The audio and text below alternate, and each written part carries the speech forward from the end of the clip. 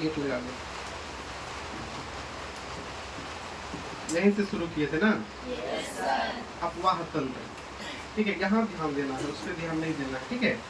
तो अपवाह तंत्र का परिभाषा बता दिए थे, ठीक है, जिसमें से पहला बात ये पढ़े थे, ठीक है, जब नदियों का जल का बहाव क्या होता है, ठीक है, निश्चित जल मार्गों के माध्यम से आगे बढ़ता है, उसको कहते हैं अपवाह।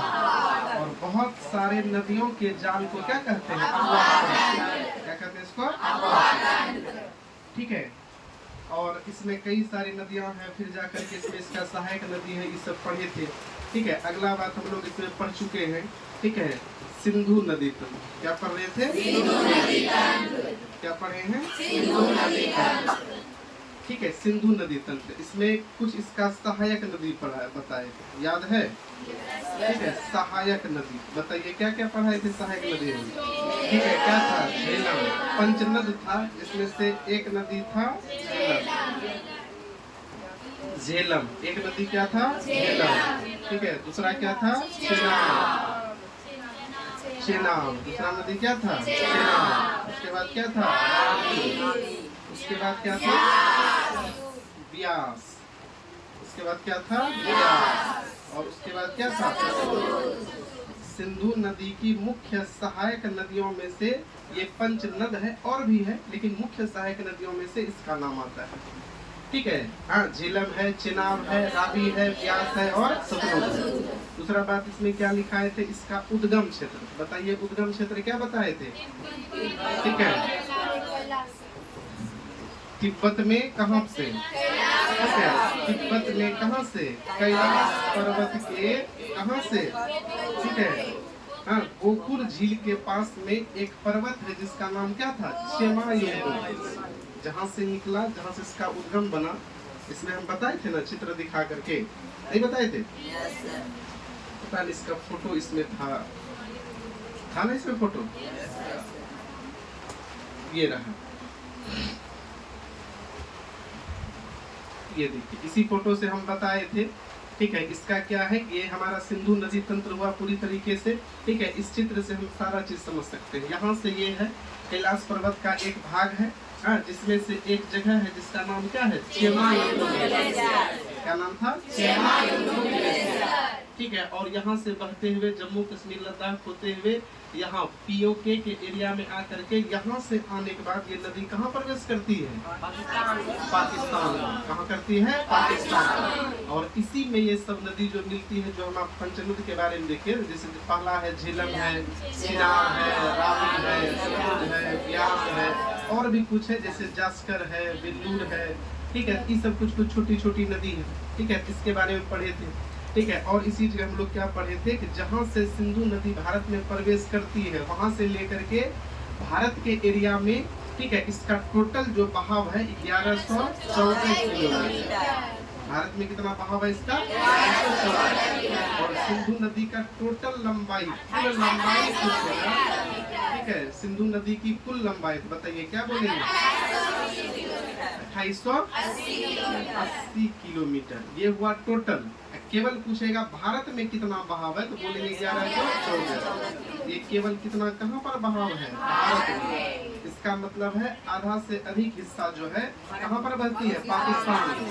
कहाँ पर बहती है? पाकिस्तान में, ठीक है। आधा से अधिक हिस्सा कहाँ बहती है? पाकिस्तान में, ठीक है। तो ये सब चीज हम लोग पढ़ लिए थे, ठीक है। इसी में से एक चीज और हम देखे थे, एक चित्र और इसके माध्यम से देखे थे कि इसमें एक और चीज क्या था,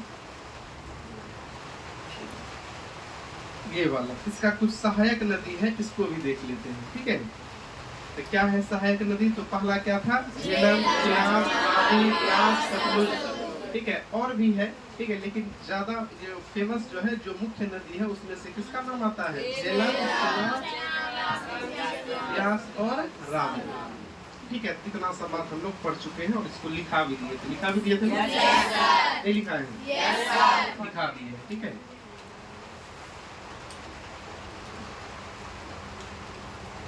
इतना सा लिखा दिया। चलिए अगला टॉपिक दिया जाए।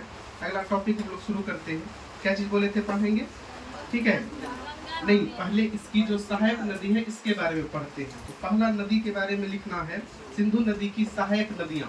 टॉपिक बना के लिखिए।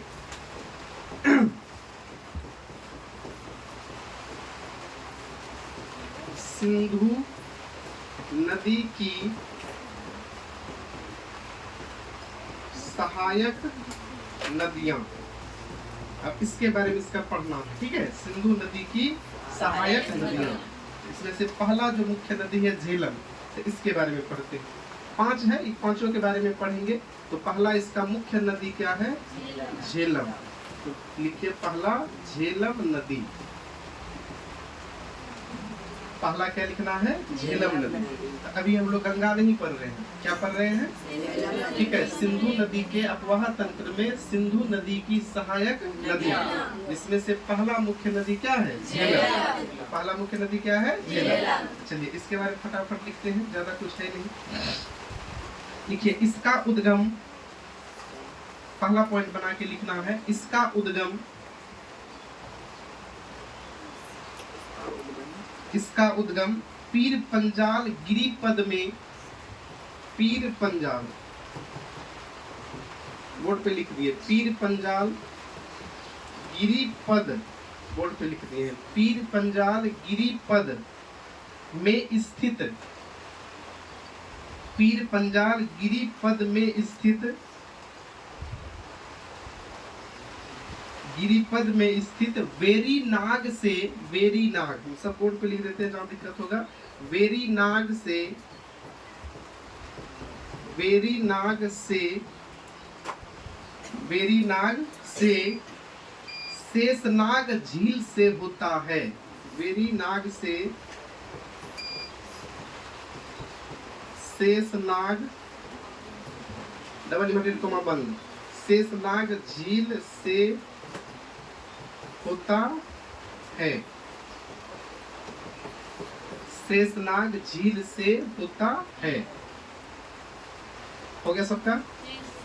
ठीक है। उद्गम का मतलब क्या हुआ? जहां से ये नदी बनती है, ठीक है। मोहना का मतलब होता है जहां नदी खत्म होती है, ठीक है। अब एक हमारे पास एक सिंधु नदी की सहायक नदी है, क्या नदी का नाम था? झेलम, ठीक है। इसका कहां से उद्गम होता है? तो क्या लिखे? पीर पंजाल गिरिपाद से नजदीक एक जगह है वेरीनाग, जगह का नाम क्या है? वेरीनाग। और इसी के पास में एक झील है, ठीक है, जिसका नाम क्या है? शेषनाग।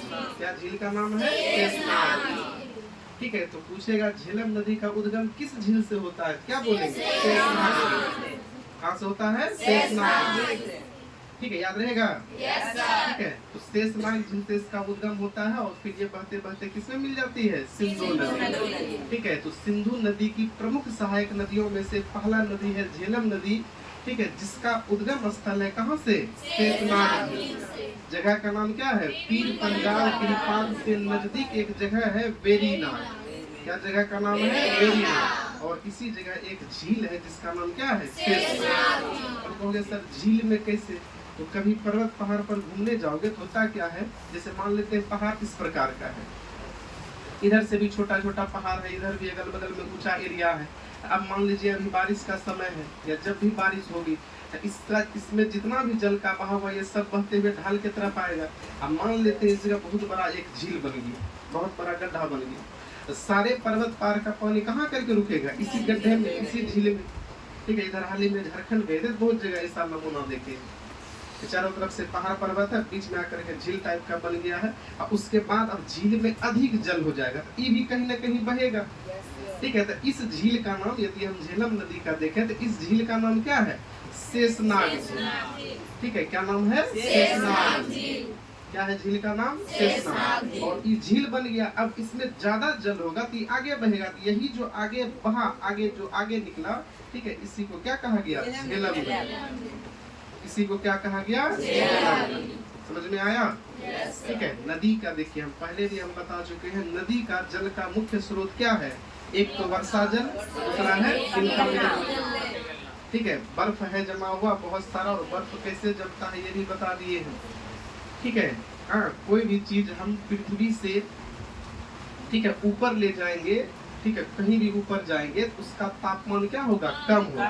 जितना अधिक ऊंचाई पर जाएंगे तो निश्चित दूरी पर जाने के बाद हमारा तापमान क्या होता है, ठीक है, कम होता है। और पहले ही पढ़ चुके हैं कि 1 किलोमीटर जाने पर कितना तापमान कम, ठीक है, 6.5 डिग्री सेल्सियस क्या हो जाएगा, कम हो जाएगा। इतना डिग्री सेल्सियस 1 किलोमीटर, जैसे यहाँ है, ये मान लेते हैं यहाँ का टेम्परेचर यदि 30 डिग्री सेल्सियस है और किसी आदमी को 1 किलोमीटर ऊपर ले गए तो वहाँ 6 डिग्री सेल्सियस क्या हो जाएगा, कम हो जाएगा। तो यहाँ है 30 तो ऊपर में कितना हो जाएगा, ठीक है, 24, लगभग मान लेते हैं 24 या 23 इतना डिग्री सेल्सियस हो जाएगा। ठीक है, तो इस सब पढ़ लिए, वहाँ बर्फ जमा रहता है, ठीक है, उसके बाद नीचे आता है, फिर वर्षा जल तो अभी देख ही रहे हैं। तो चलिए अगला अब लिखा जाए, अगला पॉइंट झेलम नदी का लिखा जाए। ठीक है, इसमें दूसरा पॉइंट तो याद रहेगा, इबला कहाँ से, किस झील से निकलता है, ठीक है, शेषनाग झील से। किस झील से, शेषनाग झील। अगला पॉइंट बना करके लिखिए,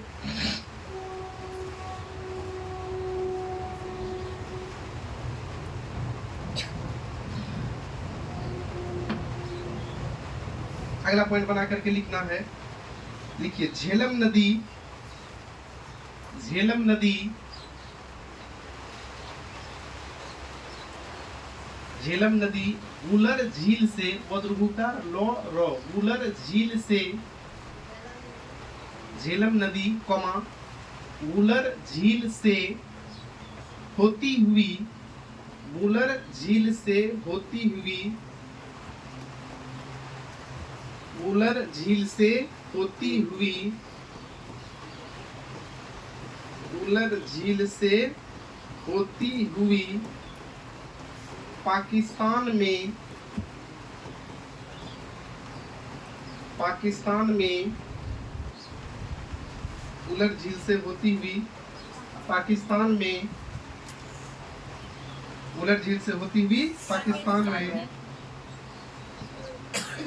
झांग के निकट, झ्वाकर अनुस्वार गो, झांग के निकट, झांग के निकट, झांग ऐसे लिखना, झ्वाकर अनुस्वार गो, डबल लिमिटेड को, जगह का नाम है, झांग के निकट, झांग के निकट चेनाब नदी, चेनाब नदी से मिल जाती है, चेनाब नदी से मिल जाती है।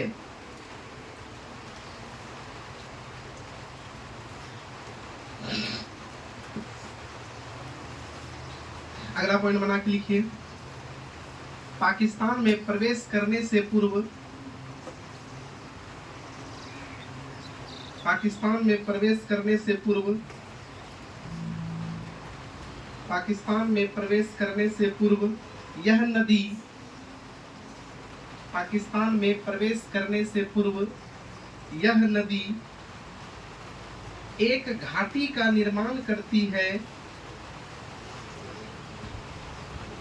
एक घाटी का निर्माण करती है, एक घाटी का निर्माण करती है, जिसे, है के बाद कोमा, जिसे, एक घाटी का निर्माण करती है, जिसे, इसी में लिखना है के बाद कोमा, है जिसे, डबल मटेरियल कोमा देकर लिखना है, बांस मंगल, एक घाटी का निर्माण करती है जिसे बांस मंगल के नाम से, के नाम से जाना जाता है, के नाम से जाना जाता है, पूर्ण विराम।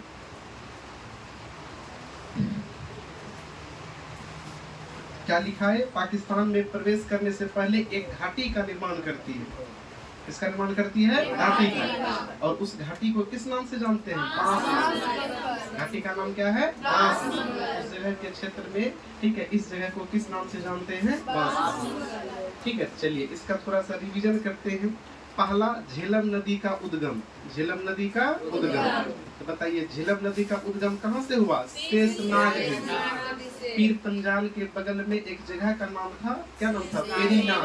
और वहाँ पर एक झील था जिसका नाम क्या था?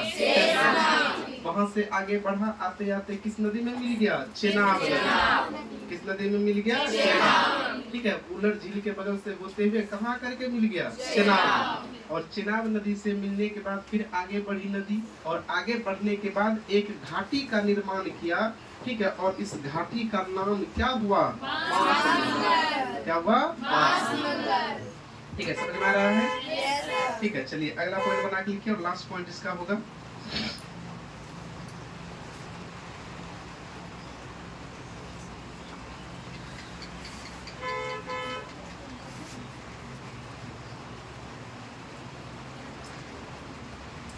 देखिए, झेलम नदी पर जम्मू कश्मीर में, झेलम नदी पर जम्मू कश्मीर में, झेलम नदी पर जम्मू कश्मीर में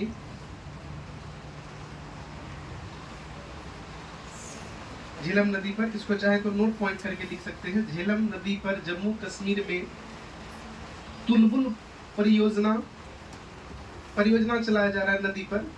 ठीक है, तुलबुल लिख लिए बोर्ड पे, तुलबुल परियोजना और उरी परियोजना, उरी परियोजना चलाई जा रही है,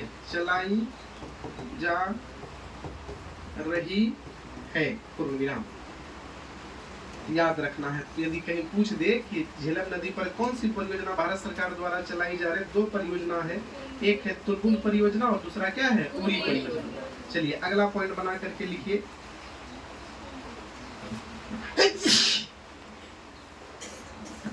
अगला पॉइंट बना करके लिखिए। अगला कौन सा नदी लिखना है? ठीक है, चेनाब नदी।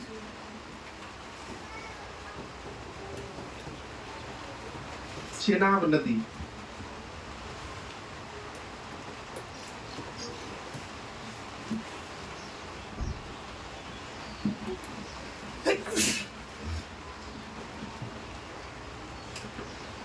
अगला क्या लिखना है? चेनाब। चलिए इसमें पहला पॉइंट बना करके लिखिए, यह सिंधु की सबसे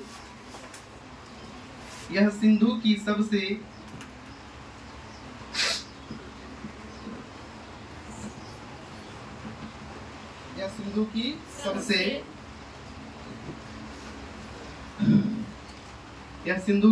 सबसे बड़ी सहायक नदी है। पहला ही पॉइंट बहुत शानदार है।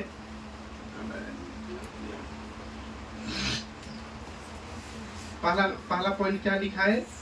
यह नदी, एक क्या लिखा है? तो यह सिंधु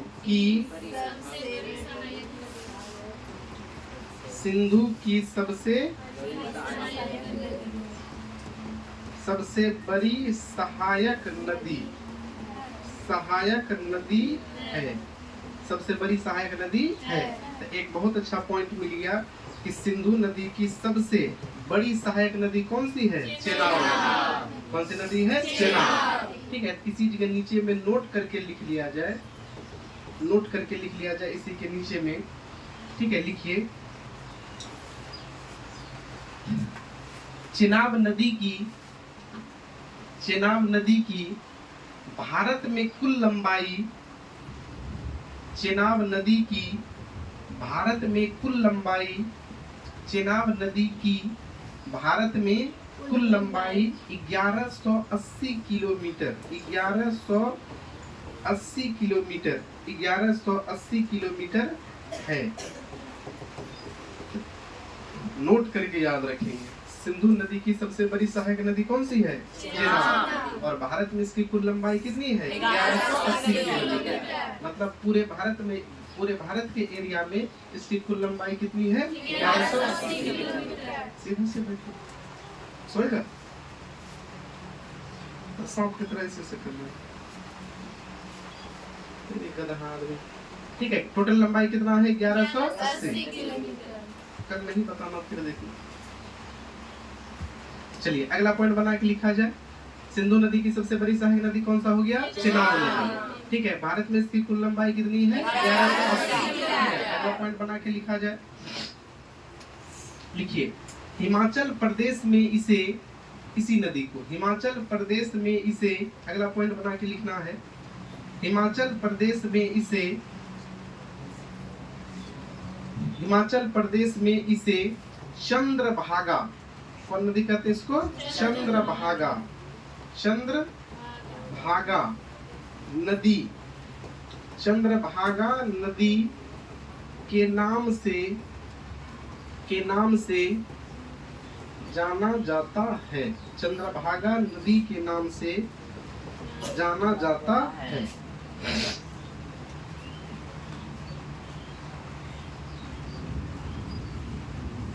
हो गया सबका? पीछे वाला लिख रहा है। हिमाचल प्रदेश में चेनाब नदी को ही किस नाम से जाना जाता है? चंद्रभागा। इस नदी के नाम से चंद्रभागा।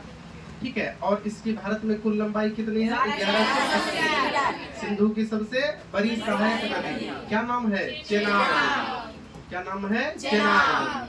ठीक है। तो पहला तो जी के हमारे लिए यही बन गया कि सर सिंधु नदी की सबसे बड़ी सहायक नदी कौन सी है? चेनाब नदी। भारत में इसकी कुल लंबाई कितनी है? 1180। और दूसरा सबसे यूनिक बात ये देखे कि हिमाचल प्रदेश में इसको चेनाब नदी नहीं कहते हैं। कौन सा नदी कहते हैं? चंद्रभागा। कौन सा नदी कहते हैं? चंद्रभागा। ठीक है। चलिए अगला पॉइंट बना करके लिखा जाए। याद रहेगा अगला बात? चलिए अगला पॉइंट बना के लिखा जाए।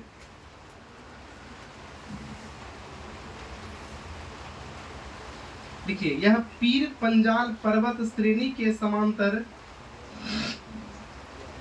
यह पीर पंजाल पर्वत श्रेणी के अंतर्गत, श्रेणी के समांतर, यह पीर पंजाल, अभी तुरंत लिखे थे बोर्ड पे, यह पीर पंजाल श्रेणी के समांतर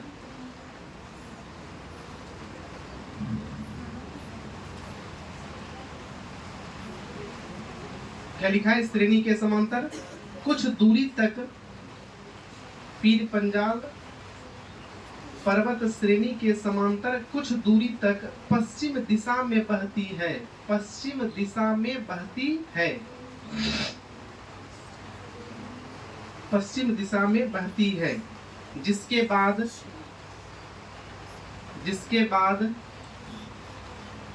यह नदी, जिसके बाद यह नदी गहरे गॉर्ज, बोर्ड पे लिख दिए गॉर्ज, गहरे गॉर्ज का निर्माण करती है। गहरे गॉर्ज का निर्माण करती है, पूर्ण विराम। गहरे गॉर्ज का निर्माण करती है, पूर्ण विराम।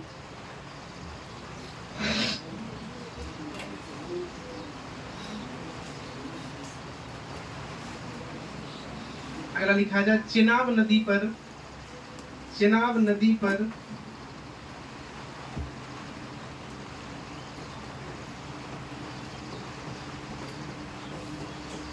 चेनाब नदी पर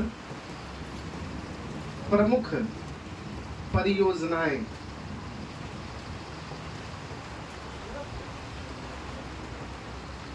डैश दे करके एक नंबर कौन कौन सा परियोजना चेनाब नदी पर है। तो पहला लिखा जाए, जैसे अभी से पहले पढ़े थे किस पर? झेलम नदी पर। कौन पर है? तुलबुल परियोजना। और दूसरा क्या था? उरी परियोजना। अब इस नदी पर भी कुछ परियोजना है, तो इसमें से पहला लिखा जाए। पहला परियोजना का नाम लिखना है बगलीहार परियोजना। बगलीहार, बगलीहार परियोजना।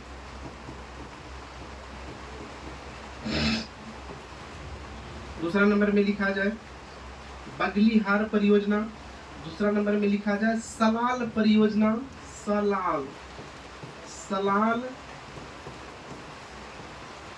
सलाल परियोजना।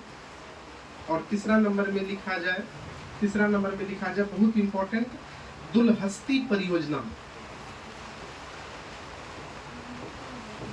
दुलहस्ती परियोजना। ये तीनों परियोजना किस नदी पर? चेनाब नदी पर। बहुत इंपॉर्टेंट है, इसको याद रखना है। किस नदी पर है? चेनाब नदी पर। कौन कौन है? पहला है बगलिहार परियोजना, दूसरा क्या है? सलाल परियोजना, और तीसरा क्या है? दुलहस्ती परियोजना। तीसरा क्या है? दुलहस्ती परियोजना। तो याद रहेगा। फिर से एक बार बोला जाए हमारे साथ। पहला परियोजना का नाम क्या है? बगलिहार परियोजना। दूसरा का नाम क्या है? सलाल परियोजना, और तीसरा का नाम क्या है? दुलहस्ती परियोजना। सिंधु नदी का दो सहायक नदी पढ़े, एक पढ़े झेलम, और झेलम में दो सहायक नदी था। एक का नाम क्या था? झेलम। झेलम का पहला का नाम क्या था पता है? पहला का नाम अभी तुरंत बताए। झेलम नदी का पहला सहायक नदी क्या था? तुलबुल परियोजना। पहला का नाम क्या था? तुलबुल परियोजना। दूसरा का नाम क्या था? उड़ी परियोजना। अभी तुरंत ना बताए, भारी फिरा है अभी। देखो तुरंत बताए, देखो ऊपर में अभी तुरंत ना बताए जी, लिखे थे इस जगह। हाँ लिखे थे एकदम। ये देखो, एक लिखे तुलबुल परियोजना और दूसरा क्या है? उरी परियोजना। क्या है? जैसे सरकार के द्वारा उस पर ऐसी परियोजना चलाई जाती है, ठीक है, जिसके माध्यम से या तो हम उसका जल रोक सकें या जल रोक करके उसको हम अपने प्रयोग में लाएं। ठीक है, बिजली उत्पादन हो, किसी फैक्ट्री में हो, या जल का बहाव कम हो। ठीक है, इस तरह। जैसे अभी हम लोग की तरफ जो है कोसी और गंगा है, ठीक है, इस पर कई जगह हम क्या देखे हैं? फाटक लगा हुआ है, बैराज बना हुआ है। जिससे गंगा नदी पर बंगाल में एक बैराज बना हुआ जिसका नाम क्या है? फरक्का बैराज। क्या नाम है? फरक्का बैराज। जैसे उसको इसीलिए बनाया जाता है कि जैसे ज्यादा जल का जमाव हो गया तो उसको खोल दिया जाए, ताकि जल बह करके कहाँ चला जाए? बंगाल की खाड़ी में। और दूसरा इसमें क्या है कि यदि जल का कभी कमी पड़ गया, ठीक है, तो उसको क्या कर देगा? बंद कर देगा। इसी तरह बहुत सारी परियोजना अलग अलग होती है, अलग अलग कामों के लिए। ठीक है, परियोजना का मतलब अलग अलग काम को लाने के लिए सरकार द्वारा, ठीक है, ऐसा कुछ व्यवस्था किया जाता है। ठीक है, उसी को कहते हैं परियोजना। ठीक है, तो अगला बात इसमें तीन थी। तो ई तुलबुल परियोजना और दूसरा क्या था? उरी परियोजना। ये किस नदी पर है? झेलम नदी पर। ये दोनों किस नदी पर है? झेलम नदी पर। ये दोनों किस नदी पर है? झेलम पर। और अभी तुरंत पढ़े तीन परियोजना। ये तीनों परियोजना किस पर है? देखिए, चेनाब पर। तीनों परियोजना कहाँ पर है? चेनाब। एक का नाम है बगलिहार परियोजना, दूसरे का नाम क्या है? सलाल परियोजना, तीसरा का नाम क्या है? दुलहस्ती परियोजना। याद रहेगा? चलिए, अगला नदी का नाम लिखना है। क्या क्या हो गया? झेलम हो गया, चेनाब हो गया। अगला लिखा जाए रावी नदी। क्या लिखा जाए? रावी नदी।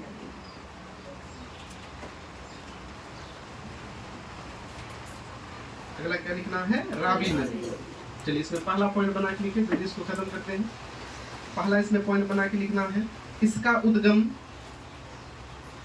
इसका मतलब किसका उद्गम? रावी नदी। रावी नदी का उद्गम हिमाचल प्रदेश में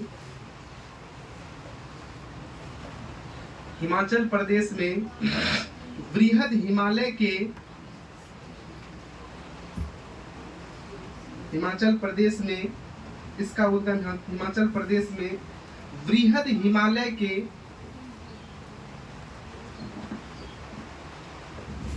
क्या लिखा है? बृहद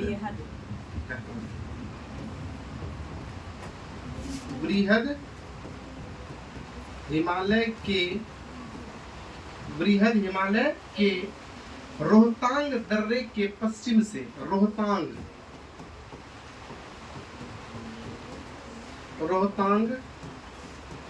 दर्रे के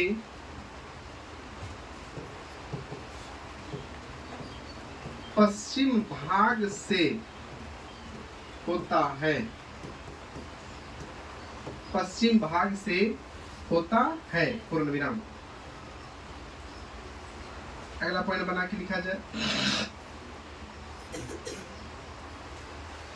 अगला पॉइंट, यह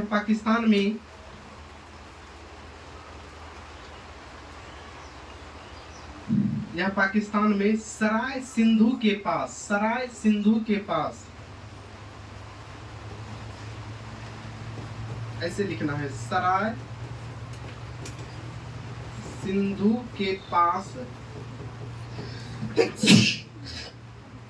सराय सिंधु के पास किसमें मिल जाती है? सराय सिंधु के पास चेनाब नदी से मिल जाती है। चेनाब नदी से मिल जाती है। हो गया। तो ईवे नदी कहाँ जाकर के मिल गई? चेनाब से। अगला पॉइंट लिखा जाए।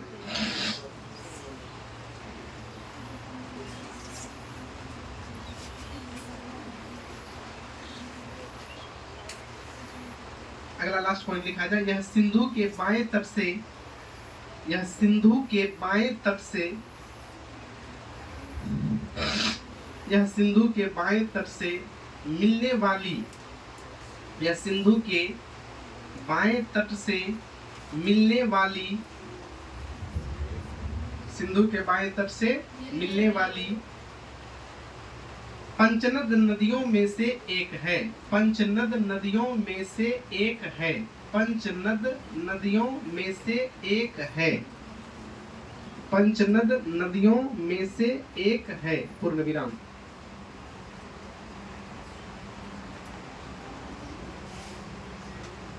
अगला पॉइंट लास्ट करके लिख दिया। रावी नदी पर निर्मित परियोजनाएं, रावी नदी पर निर्मित परियोजनाएं, रावी नदी पर निर्मित परियोजनाएं, रावी नदी पर निर्मित परियोजनाएं डैश देकर के पहला लिखा जाए।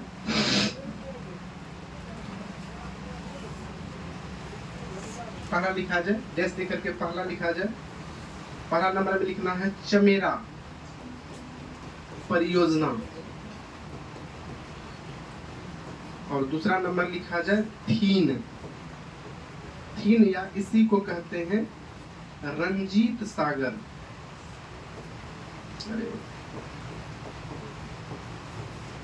रंजीत सागर परियोजना, रंजीत सागर परियोजना।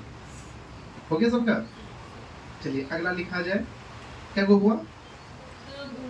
नहीं, क्या हुआ टोटल? झेलम, चेनाब, रावी, क्या हुआ? 3। अगला लिखा जाए ब्यास नदी। अगला सहायक नदी क्या है? ब्यास नदी। चलिए इसमें पहला पॉइंट बना के लिखा जाए ब्यास नदी। इसमें पहला पॉइंट बना के लिखिए। यह रोहतांग दर्रे के पास, यह अभी तुरंत लिखे थे बोर्ड पे। यह रोहतांग दर्रे के पास, यह रोहतांग दर्रे के पास, यह रोहतांग दर्रे के पास ब्यास कुंड से निकलती है। ब्यास कुंड से निकलती है। यह रोहतांग दर्रे के पास ब्यास कुंड से निकलती है। पूर्ण विराम। अगला पॉइंट बना के लिखा जाए। यह हिमाचल प्रदेश में, हाँ अगला पॉइंट बना के लिखना है। यह हिमाचल प्रदेश के कुल्लू घाटी, कुल्लू, कुल्लू घाटी में प्रवाहित, प्रवाहित होती है। कुल्लू घाटी में प्रवाहित होती है। कुल्लू घाटी में प्रवाहित होती है। अगला पॉइंट बना के लिखा जाए। यह नदी, यह नदी, यह नदी हरिके नामक जगह पर, यह नदी हरिके नामक जगह पर, हरिके नामक जगह पर सतलुज नदी से मिलती है। हरिके नामक जगह पर सतलुज नदी से मिलती है। पूर्ण विराम। किस नदी से मिलती है? सतलुज नदी से। किस जगह पर? हरिके नामक जगह। हरिके नामक जगह पर किस नदी से मिल जाती है? सतलुज से। अगला पॉइंट बना के लिखा जाए।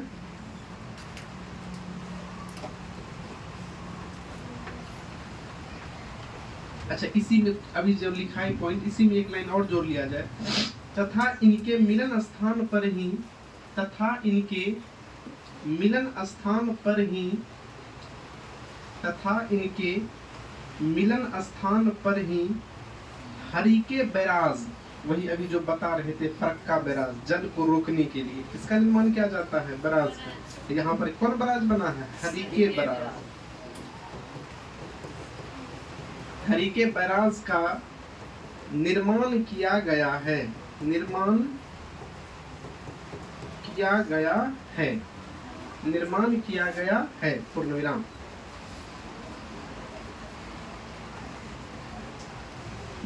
अगला पॉइंट नोट करके लिखना है, NOT नोट करके, बहुत शानदार पॉइंट है, नोट करके लिखना है।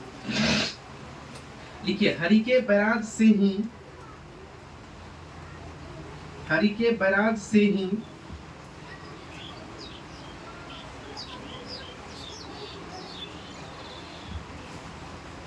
हरिके बैराज से ही इंदिरा गांधी नहर, इंदिरा गांधी नहर, इंदिरा गांधी नहर, ऐसे लिखना है, इंदिरा, इंदिरा गांधी नहर का निर्माण किया गया है, का निर्माण किया गया है, का निर्माण किया गया है, पूर्ण विराम। इस नहर का निर्माण, इसी में लिखना है, किया गया है, पूर्ण विराम। इस नहर का निर्माण, इस नहर का निर्माण, इस नहर का निर्माण सिंचाई, सिंचाई के उद्देश्य से किया गया है, किया गया है, के उद्देश्य से, किसके लिए किया गया है? सिंचाई के। ठीक है, अगला पॉइंट नोट करके लिखेंगे, एकदम VVI पॉइंट बना करके। किस बैराज के बगल में बनाया गया है? हरिके बैराज। नहर का नाम क्या रख दिया है? इंदिरा गांधी नहर। अगला पॉइंट नोट करके लिखा जाए, भारत की सबसे लंबी नहर, भारत की सबसे लंबी नहर, भारत की सबसे लंबी नहर इंदिरा गांधी नहर है, इंदिरा गांधी नहर है, पूर्ण विराम। भारत की सबसे लंबी नहर क्या नाम है? इंदिरा गांधी नहर है, पूर्ण विराम।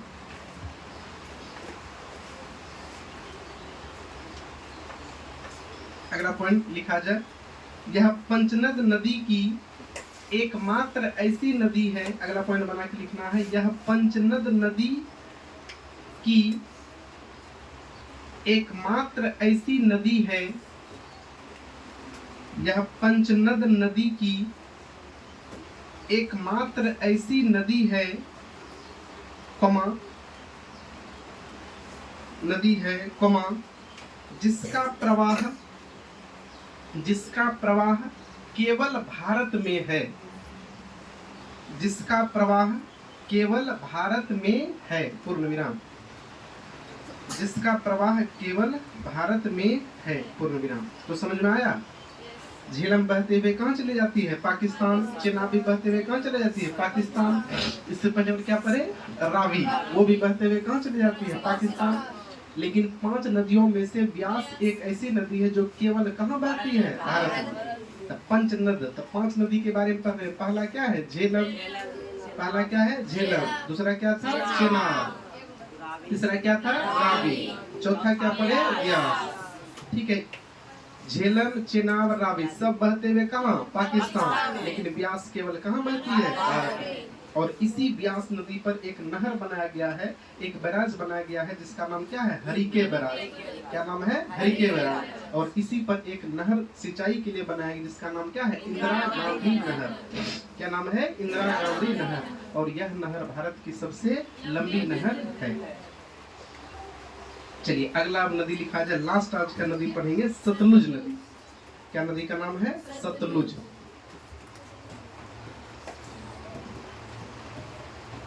सतलुज नदी। एक मिनट,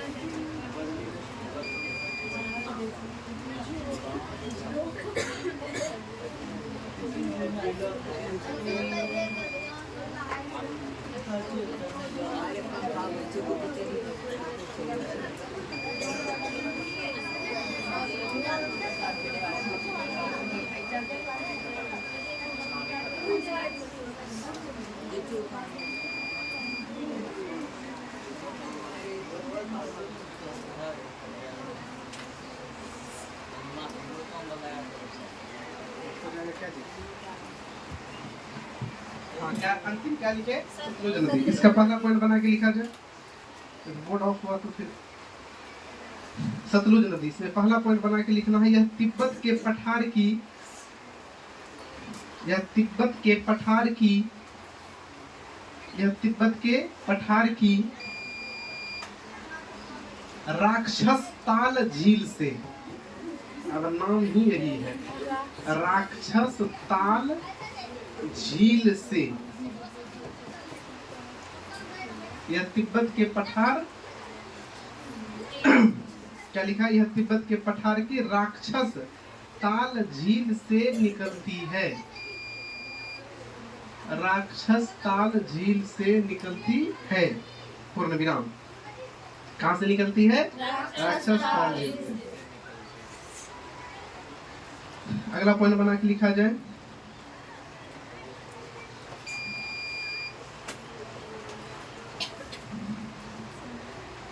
लिखो, यह भारत में प्रवेश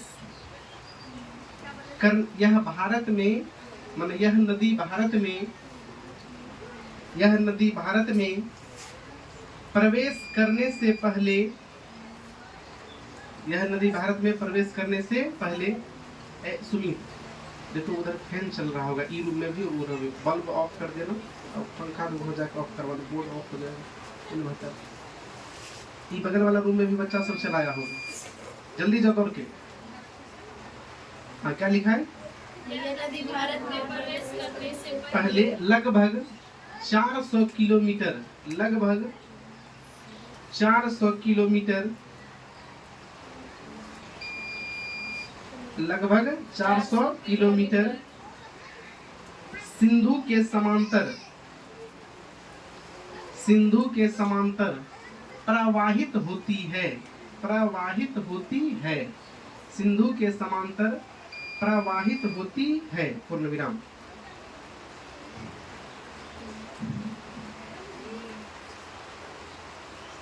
अगला पॉइंट लास्ट लिखा है, सतलुज नदी की कुल लंबाई, सतलुज नदी की कुल लंबाई, सतलुज नदी की कुल लंबाई 1450 किलोमीटर है, कुल लंबाई 1450 किलोमीटर है, सतलुज नदी की कुल लंबाई 1450 किलोमीटर है, जिसमें यह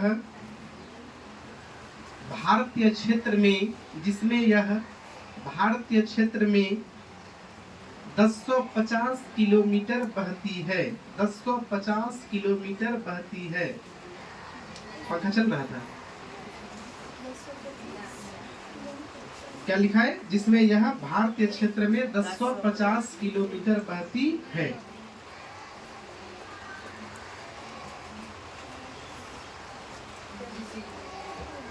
दस 50 किलोमीटर बहती है। चलिए हम लोग सिंधु 5 मिनट में इसका रिवीजन कर लेते हैं, क्या पढ़े। ठीक है, सिंधु नदी से प्रारंभ किए थे और सिंधु नदी की 5 मुख्य नदी है। ठीक है, जिसको किस नाम से जानते हैं? पंच नदी। इधर ध्यान दिया जाए, किस नाम से जानते हैं? पंच नदी। किस नदी के नाम जानते हैं? पंच नदी। और ये पंच नदी में 5 नदी, पहला क्या था? झेलम। पहला क्या था? झेलम। दूसरा नदी कौन सा है? चेनाब। दूसरा नदी कौन सा है? चेनाब। अच्छा, चेनाब नदी को और एक नाम से जानते हैं, क्या नाम है? चंद्रभागा किस नदी को कहा गया है? देखा जाए कॉपी में, चंद्रभागा किस नदी को? चेनाब। उसके बाद क्या है? झेलम था, चेनाब था, उसके बाद क्या था? रावी। अरे रवि नहीं था, रावी नदी, रावी था। उसके बाद क्या था? ब्यास। उसके बाद कौन सा नदी है? ब्यास। और उसके बाद क्या था? सतलुज। ठीक है, लास्ट में कौन सा नदी था? सतलुज। ठीक है, इसमें से 5 नदी में से एक ठो, ठीक है, अलग बात क्या है कि सब नदी बहते हुए कहाँ चली जाती है? पाकिस्तान में। लेकिन ब्यास नदी कहाँ बहती है? केवल कहाँ बहती है? दूसरा जी के 5 नदियों में से कौन सबसे सिंधु की लंबी सहायक नदी है? कौन नदी लिखा है? चेनाब। तो चेनाब नदी सिंधु की सबसे बड़ी सहायक नदी है। ठीक है, ये वाला बात। फिर सतलुज नदी लिखा है, सबका उद्गम लिखा दिए। ठीक है, झेलम के बारे में लिखा दिए, कुछ नदी पर कुछ परियोजना बना हुआ है वो भी लिखा दिए। तो कुल मिलाकर के हमारा सिंधु नदी तंत्र जो था ये हो गया खत्म। ठीक है, सिंधु नदी तंत्र हो गया खत्म। हाँ, अब अगला हम लोग को पढ़ना है, आज नहीं कल पढ़ेंगे। ठीक है, अब क्या पढ़ना है? गंगा नदी। ठीक है, गंगा नदी तंत्र। ठीक है, गंगा नदी तंत्र या अपवाह तंत्र जो भी बोलेंगे। तो अभी हम लोग का ऐसा सौभाग्य भी है कि बगल में गंगा है और इधर क्या है? कोसी। तो गंगा के भी बारे में पढ़ेंगे, चाहे इसमें इतना बाढ़ है, क्या समस्या है, नहीं है, कौन कौन सी इसकी सहायक नदी है, कहाँ कहाँ से निकली है। ठीक है, तो सारा डिटेल हम अगले क्लास में पढ़ेंगे। क्या? गंगा नदी। ठीक है, तो आज इतना ही रहने देते हैं। ठीक है, इसके आगे कल पढ़ेंगे क्या चीज? गंगा नदी तंत्र। ठीक है।